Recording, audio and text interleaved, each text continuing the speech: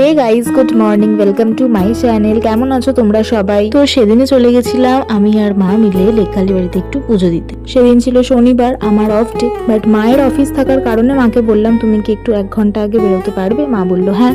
আর মা তো পুজো দিতে মানে এক কথায় রাজি, তাই জন্য মাকে নিয়েই আমি চললাম পুজো দিতে। শুনেছি একটা বয়সের পর গিয়ে মায়েরাই নাকি মেয়েদের সবচেয়ে ভালো বন্ধু হয়ে যায়। এই কথাটা আমি বিশ্বাস না করলেও আস্তে আস্তে সময়ের সাথে সাথে দেখছি সত্যিই তো এই কথাটাই তো মিলে যাচ্ছে।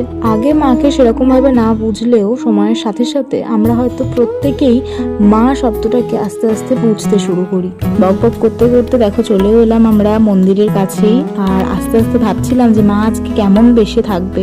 আর এসে দেখতে পাই উনি একদম গয়না গাটি পরে সুন্দর করে সেজে ভক্তদের সামনে বসে আছে। যার যার সমস্যা সমস্ত কিছু শুনছে বসে বসে। এত মিষ্টি লাগছিল দেখতে। তারপর আর কি ধূপ মোমবাতি জেলে পুজো দিয়ে চললাম আমরা স্টেশনের উদ্দেশ্যে। আর রাস্তায় যাওয়ার পথে দেখলাম আমড়া মাখা বিক্রি হচ্ছে, একটুখানি আমড়া মাখা কিনে বাড়ির দিকে রওনা দিলাম। ভিডিওটা ভালো লাগলে একটা লাইক করে দিও। দেখা হবে অন্য কোনো ব্লগে। সবাই সুস্থ থেকো, ভালো থেকো, টাটা, বাই।